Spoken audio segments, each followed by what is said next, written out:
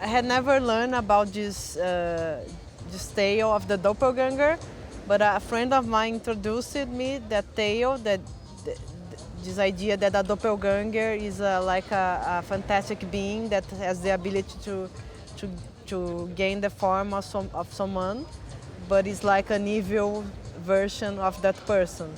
And that's, for me, was very scary to have someone that is just like you, but it's evil. And then I started to research, and we saw that there is a real account about a French teacher that in the 19th century, she taught in the girls' school, and her doppelganger started to appear in the school, and eventually the teacher was dismissed from the school because of that, because the doppelganger appeared in front of all the students. And later they discovered that she has been fired from 12 schools because of the same event. And for me it was very interesting to think about this woman, running away of her own doppelganger. And it was also interesting for me because it's a female character, and it's a character that has a profession that has a social role.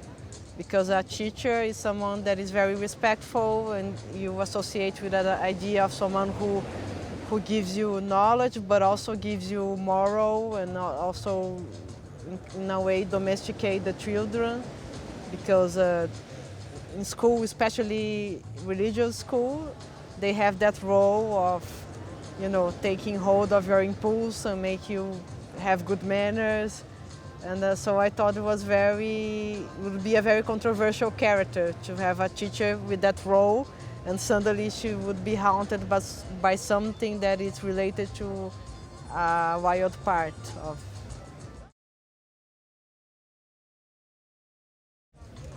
The school that we chose, which is a upper middle class school in São Paulo, was very important to the film. Because also I wanted that I wanted to show, for the story to take place in nowadays. It would not be a period story, but I wanted I want the story to have an aspect that you couldn't exactly say what year it takes place, that it could be kind of atemporal. So we choose that school that has this geometry that is from the 60s and is very, with geometry form lines and very clean. And for me it's interesting because in a way it's very clean and modern, but it's also very cold and distant because of that. And it was very interesting because also it makes me, in the aesthetic aspect, it was possible for me to have many layers in the same frame because you have so much lines and you have the frame inside the frame. And I think it has something to do with the atmosphere of the school, because it's something that it's like you are stuck inside of it. Because Michel Foucault said that the architecture of school is the same logic of the architecture of a prison. And I think that is very interesting too, because in a way it is like that, because you have, the school rooms, like the cells, and you have like the common areas, and it's all very close, you can go out, and it's the same feeling that you have in a school.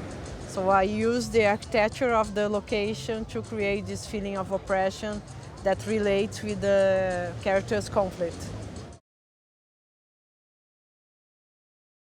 Yes, since I was a child, I always was interested in horror stories.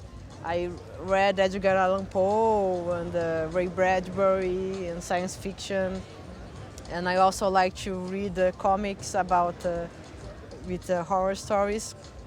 And when I was young, I usually would see a lot of horror films. I would go to the video store and rent a lot of horror films. And also fantastic films and Disney films, Cinderella, Dumbo. So there was is a passion that is related with a very logical relation with cinema. That is from my childhood. It's not from adult life.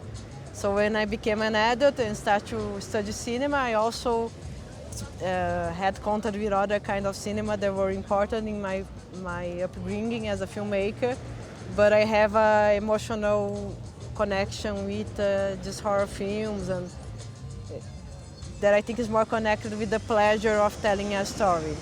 So I try to keep those elements alive in the kind of film I do. But I use that to discuss things that I think is important as an adult, to talk about human relations, to talk about social difference, to talk about my country. So I try to do a mix.